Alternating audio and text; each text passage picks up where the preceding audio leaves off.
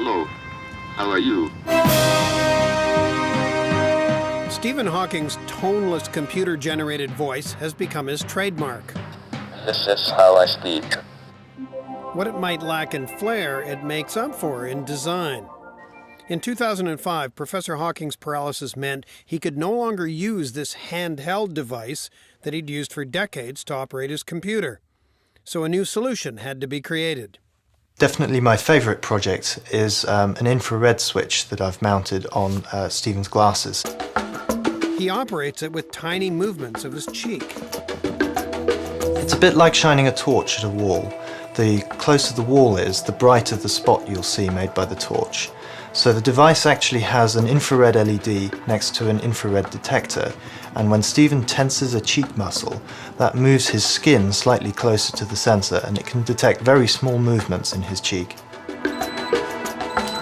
The next part of that is that there is an electronic circuit that detects how much he's moving his cheek, and it detects these little movements and turns them into pulses that go to a computer. While this technology is cutting edge, some other parts of it are, shall we say, retro. Stephen still uses a menu system that he used to use in 1986. It is this program that originally was DOS-based, and it's been ported to work on newer computers.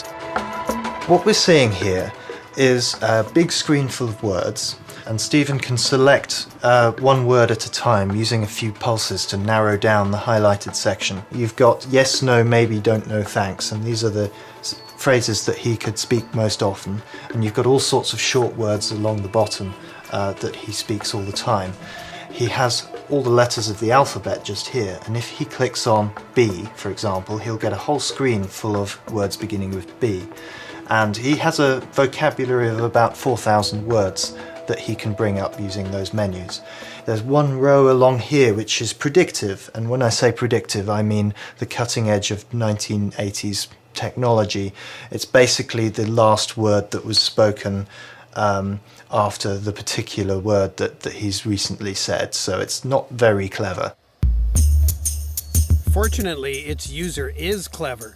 Despite the painstaking process of typing each word, Professor Hawking has written several books, including a series for kids that explains how the universe works. And now he and his daughter are big names in the under 12 crowd. My own childhood was, to an extent, quite magical. We lived in this funny little house with playing in the churchyard. You could go down to the river. My father worked on the stars. And so I had this whole element of fabulous fantasy in my real childhood, and that's one of the things we tried to carry across to the book. Lucy's always leaned more towards the creative side, but really, her dabbling in science started very early. In 1970, just after I was born, my father actually had his eureka moment, and he says that he was up very late after the birth of his daughter, so that would be me, and it came to him, this moment of inspiration. He had a eureka moment about what happens when two black holes collide, and he worked out a very, very elegant mathematical proof in which he proved that when two black holes collide, they can join to form a larger black hole, but that they cannot divide. One black hole cannot divide to become two. And so this happened just after my birth, so I like to think I was a rather inspirational baby.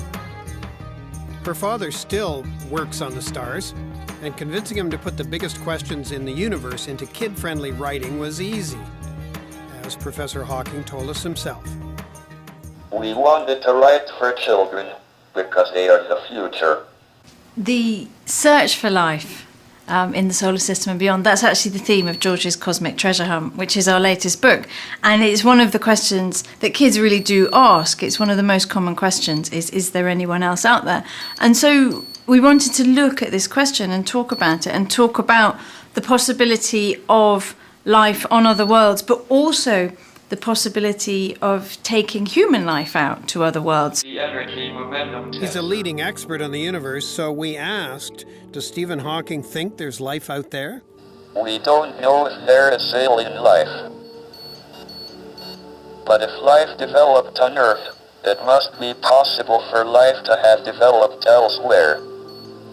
Given that the universe is infinite, we would expect alien life to exist somewhere, but it might be a very long way from us.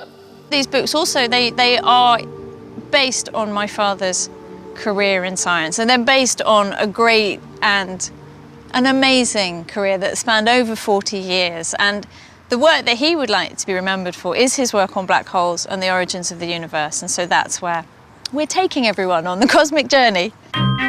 Another adventure they both experienced recently was the thrill of weightlessness in NASA's zero-gravity flight. It's like the first time as a child you go on a roller coaster. It's that same sensation of, oh my God, this is amazing. It's really cool.